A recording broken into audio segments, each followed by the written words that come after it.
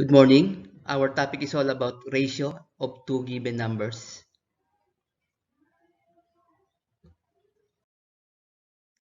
Learning task 1. Based on the figure below, answer the given questions.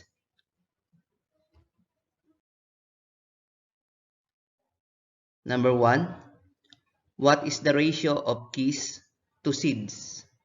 So, bibilangin natin kung ilan yung keys or susi.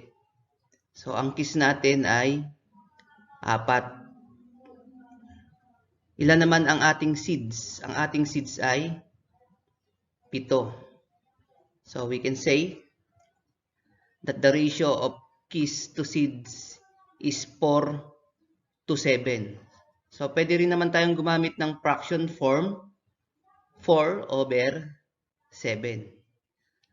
Number 2, what is the ratio of clocks to seeds? So, ilan ba yung clock natin? 1, 2, 3, 4, 5. So, there are 5 clocks. Ang seeds ay 7. So, we can say that the ratio of clocks to seeds is 5 to 7. So, pwede rin namang fraction form, 5 over 7. 3. What is the ratio of keys to clocks? So, ang keys ay 4, ang clocks ay 5. So, the ratio is 4 to 5. Number 4. What is the ratio of seeds to keys? So, ang seeds ay 7, ang keys ay 4. So, the answer is 7 to 4. Number 5. What is the ratio of keys to all items? So, alam naman natin na ang keys o susi ay 4. So, ilan lahat yung items?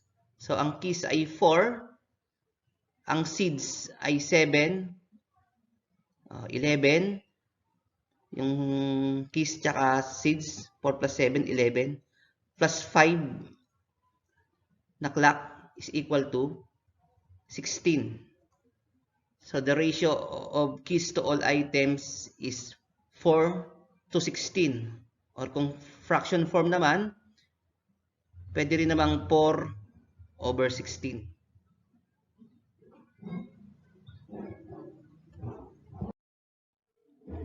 Learning task 2. Write each ratio in fraction and column forms.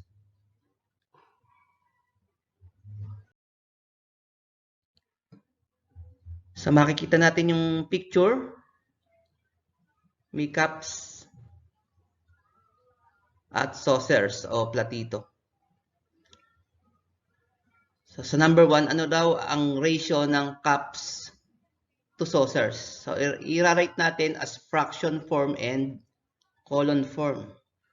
So, sa fraction form, 3 over 4 kasi 3 yung cups, 4 yung saucers. So, hindi pwedeng magkabaligtad yan, ha? Yung unang quantity, yun ang numerator, yung upper number, at yung denominator, yung second quantity. Sa column form, yan ay 3 to 4. Again, hindi pwedeng magkabaligtad. Number 2, so meron diyang picture ng spoons, tsaka forks. So, what is the ratio of spoons to forks? So, ilan ba ang spoons? So, we have 6 spoons and 4 forks. So, in fraction form, it is written as 6 over 4. In column form, 6 to 4. Learning task 3. Answer the given questions. Number 1. What is the ratio of the number of vowels to the number of consonants in the English alphabet? So, ano ba yung tinatawag nating vowel? So, yung vowel, yun yung a, E, I, O, U, o A, E, I, O, U. How about consonant?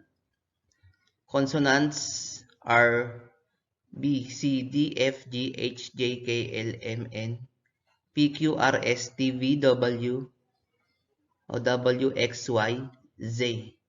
So, ang vowels, 5. Ilan kaya ang consonants? So, 21 ang consonants. So, the answer is 5 to 21.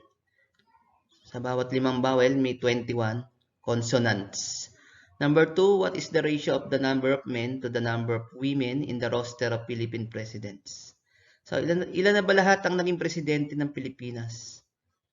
So, we have 16 presidents. So, ilan doon ang babae?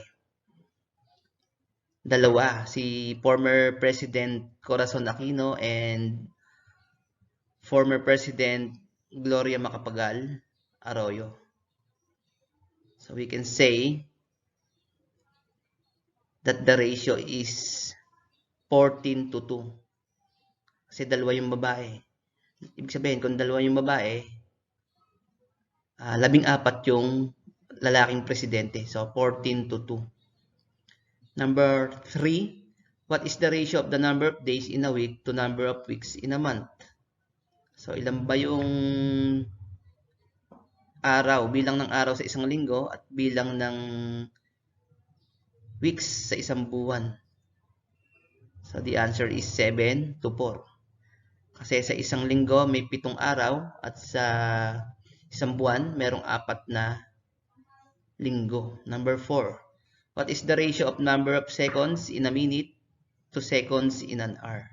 So alam naman natin na sa isang minuto merong 60 seconds.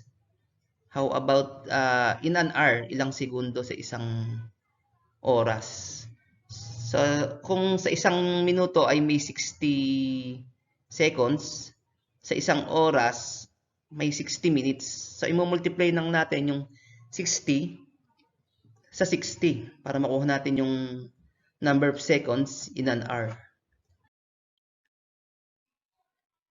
Thank you. Don't forget to like and subscribe. I-hit nyo na rin ang notification bell para updated kayo sa mga gagawin kong math tutorial. Stay safe. Bye for now and God bless po. Salamat!